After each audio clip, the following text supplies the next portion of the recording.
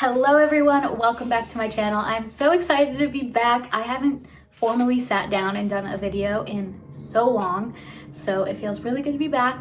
I have missed you guys and we're coming back with a bang. We're gonna do a video all about just the lessons I learned in my year of being single. So if you guys don't know, me and my boyfriend, my last boyfriend, we broke up actually in October, I think, September, October. However, we lived together, if you didn't know, which we will make a whole video about that, but he didn't move out until December. So it doesn't really feel like you're single when your significant or ex-boyfriend is living with you. So now that we've reached December, I can say that it has been a full year of truly being single. And I just thought it was a great idea to make a video reflecting on the biggest lessons I've learned during this year. So I'm super excited to make it. If you guys aren't following me on Instagram, whoa, I just had an accent. If you guys aren't following me on Instagram, please do that because I have definitely been more active on there and keeping up with you guys. Moving forward, my videos will get back onto a schedule. Thank you for all the grace that you have extended me during this crazy travel and holiday time. So many exciting changes have been happening in my life, which I can't wait to share you. A little bit of those will be announced at the end of the video. So excited to share with you guys about that. Okay, so let's just hop into all of the lessons that I have learned this year, starting with number one. And that lesson is when God calls you to end a relationship, trust him. This kind of started a year ago and God was definitely calling me out of that relationship, really putting it heavy on my heart to remove myself and cut ties. And it took me a while, but eventually he just made it so clear. He was like screaming in my face, like, get out of this relationship. And I listened. Please excuse all the noise. So I finally listened and it was the best decision I could have ever made because it led me to such an amazing year with Jesus. I'm sorry, I have family in town right now, but I'm trying to force filming time in. In that past relationship, it was definitely unnatural, like it didn't come easily. It was definitely forced in many ways. Actually, I would say that was like, if I could describe that relationship in one word, it would be forced. And from this year, I've even realized that a relationship that God is behind will not feel forced. It will definitely come naturally. And that's not to say it will be easy or it won't take work, but it will come naturally and your puzzle pieces will fit together. You shouldn't be forcing two puzzle pieces together. Bottom line, if you're trying to force something, there is a misalignment in your values. Because I think the puzzle pieces of life are the values, and if those fit, the relationship should come a lot easier. That was just a whole side tangent. That could be its own point. The next lesson I learned that singleness may not always feel good or natural or comfortable. Sometimes, I mean, most of the time, a lot of times, being in a relationship, even if it's an unhealthy relationship or not the right relationship, can feel a lot more comfortable than being single. But through that, what I learned is that our emotions may be strong, but emotions will always come and go. And the important part is that we don't need to act on those emotions. So for example, you can go back and watch my whole Single Diaries series and see that there were times where I struggled with loneliness and just wanting to have some kind of connection with a guy. The key part though is not to act on those emotions of loneliness, because if I'm acting out of loneliness, my decisions aren't going to be in total alignment with what I truly want when I'm my best self. You know, emotions will come, those lonely days will come, but we don't need to act on them, and we can just talk to Jesus about those things that we're experiencing and just wait till they pass. And it might be a couple of days, couple of weeks, but I noticed like distracting myself and really shifting my focus was also a huge part of that too. So that'll lead me into my next lesson, number 3, which is shift your focus. A lot of times when we're single, we can focus on people's relationships. I know I was following like a lot of couples on Instagram and other social media things, and that personally for me wasn't healthy in the beginning stages of my singleness. I really needed to kind of put blinders on towards like love, like when you're lonely and craving relationship, watching wedding videos and couples who are all in love is not the best thing to be focusing on. So that was a huge thing for me in the beginning, was to shift my focus on what can I learn during singleness? Why does God want me to be single? Like, what is my purpose in this time? What do I need to focus on? And God really showed me that this time was for me to become more like Jesus, be like, humble myself, develop a servant's heart, develop qualities that my husband will be looking for, and also to pour into my community here and make all these videos about singleness and just what God is showing me through it. Like, he really revealed to me that this is my purpose. And because I had so much purpose in this time, it was so much easier for me to focus on that rather than looking at, you know, what could happen in the future when a man does come along and just obsessing over the idea of getting married. Anytime you are feeling anxious or uneasy, ask yourself, what am I focusing on right now? And if you're only focusing on relationship and that part of your life, ask God to realign your heart and your eyes and your ears to focus on the purpose he has for you right now. The next one lesson I learned, number 4, was make sure you actually invite Jesus into your singleness. Otherwise, it's pretty much pointless. If you are being single and you're just being single, you're essentially just waiting around. There's so much growth to be done, and like, there's so many things you can pour into when you're being single, especially your relationship with Jesus. So invite him into it and passionately pursue him while you are, you know, while you have this time, because otherwise you're kind of just going to be, what is it called? Twiddling your thumbs. Is that the expression? You're going to be doing this, just waiting around. But there's so much work to be done in your singleness. So invite God into it, and he will put on your heart exactly what he wants you to work on during this time. My next big lesson, number 5, is that being alone actually gives you so much clarity on what you want in a partner. I will say, from past relationships, it definitely helped me figure out what I want and don't want, mostly what I don't want. However, being alone, you don't really have anyone to base your standards upon. So you get to really dig deep and make a fresh set of standards for your future partner, because there's no one there influencing what you want. So that was a huge thing I did when I was single, was make lists of what I wanted in a future partner. And as time went on and I was more comfortable talking about marriage and talking to couples who were married in a way that like didn't cause lust inside of me, I would definitely learn from their marriages and observe their marriages or their relationships and really ask myself, okay, what do I like and respect, and where do I see Jesus in their relationship? And also, on the other hand, what would I want differently, or how would I want my husband to lead differently? Or where do I see room for improvement and room to incorporate Jesus more into the relationship? So that was kind of like internal processing that I would do with me and with God. I think that brought me so much clarity and a vision for what I really wanted when my singleness would be called to an end, I guess. Okay, number 6 is that God is listening very carefully to what we want, but he also knows what we need, and more importantly, when we need it. So be intentional about telling God what you want, but also surrender what you want, and he will reveal what you need and when you need it. Like I said, I would make lists. I have a 3-page list of all the qualities I wanted in a husband, and a lot of people gave me crap about my list and kind of tried to tell me that I should lower my expectations, essentially, or don't be so attached to that list. If someone is saying that to you, it's probably because they are intimidated by it. And I found the only people who told me to, maybe you shouldn't be so attached to your list were men who didn't really line up with what I wanted. And just know that someone else's insecurities will project on your list. So I would definitely hold your list very dear to your heart.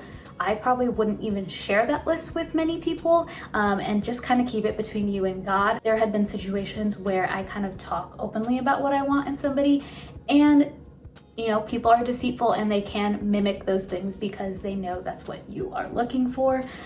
So I think a list is amazing. However, it can totally be kept to yourself, and kind of like cherished, because yeah, people can also do harmful things when they know exactly what you want. The next lesson, number 7, is to become the person that you're looking for is looking for. If you haven't watched the new series for Love, Sex, and Dating, I will link it below, but the first episode is all about becoming the person that you're looking for is looking for. So essentially, everything you want in a partner, you must strive to become that. When you do meet that person, if you are not those things, they're not going to be looking for you. And that video just dives into some great examples of that happening and how heartbreaking it can be when you do meet like this amazing person and then they don't really want you because you haven't taken the time to develop all those traits you're looking for in yourself. I think I kind of talked about this earlier, but number 8 is that a relationship should never be forced. If you're trying to force something and things are just like not aligning, or all these obstacles keep getting in your way, from my experience, what I've seen is that's typically not a relationship you should be in. So I notice this a lot when people are, you know, haven't developed in their singleness enough. They try to force relationships because that's what they're craving.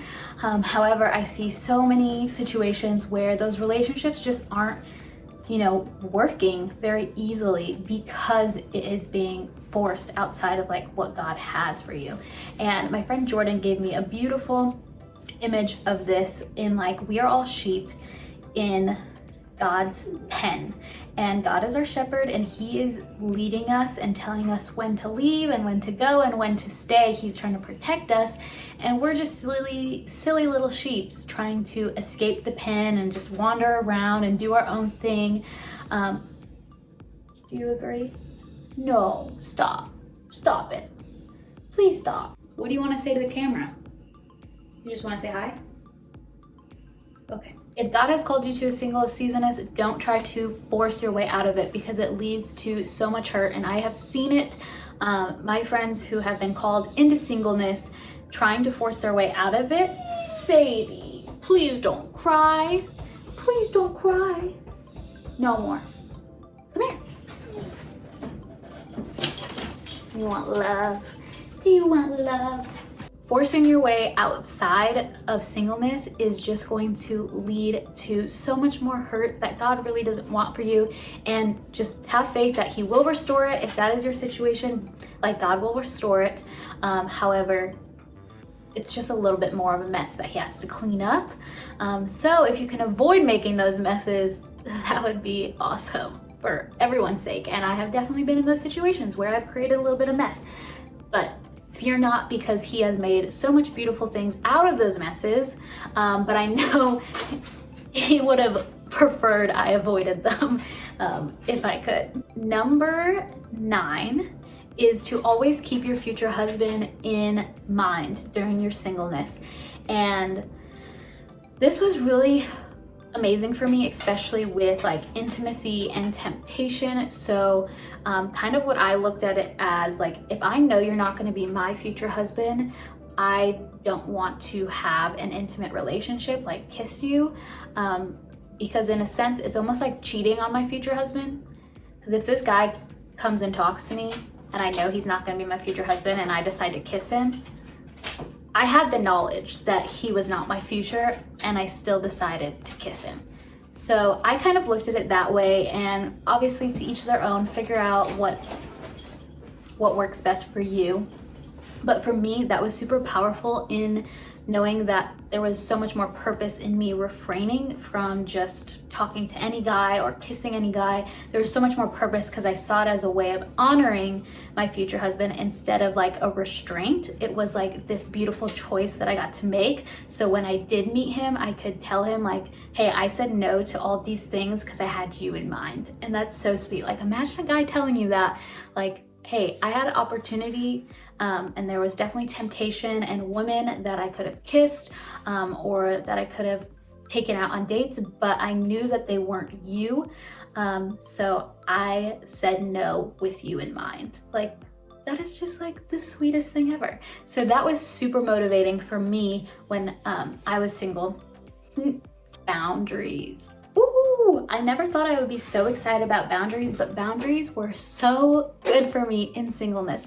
So it kind of ties into keeping your future husband in mind. There was a certain situation that I was in, and God told me, like, do not have any intimate interaction with this man. He specifically told me you are not to kiss this person.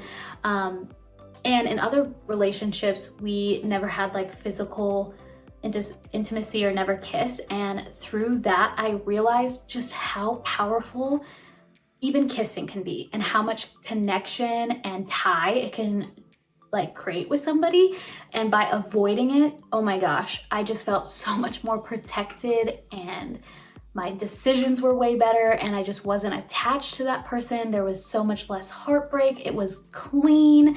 It wasn't complicated. And by honoring the boundaries that God told me to have, everything just was so easy. And now, like, that I am in a relationship, I was trying to save this to the end, but now that I'm in a relationship, I can look at my boyfriend in the eye and be like, yeah, I said no to all these people because of you, because I had you in mind. And now he can meet all these people as my brothers in Christ and not have any just like worry or concern because I never crossed a line with any of them, if that makes sense. And yeah, so that's amazing. 11, 10, I'm not sure, but it is so worth it. So I have been single for a year and I actually met somebody and I am in a committed relationship. I can't wait to share more about that story, but I guess that's my big news, is that I have a boyfriend now. So, and I believe we are still single until we're married. So don't worry, folks, we will still be talking about singleness because until I am pronounced husband and wife, I am technically still single. I can't wait to share more about that, but I just want to say that it is so worth it. Investing in your singleness was so worth it because if I hadn't had this year, I know Kyle, the name of my boyfriend, would not have been interested in who I was a year ago. And I wouldn't have been ready for him a year ago. So, and like every situation that God put me through, every man God put in my life to take away, just every situation reflecting back makes so much sense. And it's just all so beautifully constructed by God. Like God used, anytime I strayed off the path, he still used that to prepare me to meet this man. And yeah, God is so faithful. It is beautiful when you surrender control, just how he prepares you and how he sets things up is literally beyond my wildest dreams. So I hope that encourages you guys. Sadie, are you encouraged? But yes, it is all so worth it. So if I can tell you anything, if you are going through singleness right now, it is worth it and God is doing something amazing. And by you trying to force your way out of it, you're just messing up the plan. And like, he will work all things out for good. But I know like when I surrendered and just stopped looking and really poured into my singleness and what God wanted for me now, I feel like everything came so much faster. I honestly didn't expect to meet somebody for a while, at least another 6 months. But it is so cool to reflect back and also hearing Kyle reflect back and what led him to meeting me and how God prepared him in his singleness, which we can do a video all about. Sadie, please stop. She's my peanut gallery. Except for she's not laughing, she's just whining. Can you at least laugh at my jokes? Anyway, so that is today's video. I hope you enjoyed. I would really love to hear the lessons you've learned during singleness or what lesson you feel God is currently showing you in your singleness. I think that would be an amazing conversation to have in the comments. But yeah, Thank you so much for all your patience and grace during this crazy transitional holiday season. I promise to get back into routine of things very shortly, and it feels so good to talk to you guys again. So I'm so excited to see you. If you're not subscribed, please subscribe. That is all for today. I love you guys. Hope you're having a beautiful week, and I will see you next time. Bye.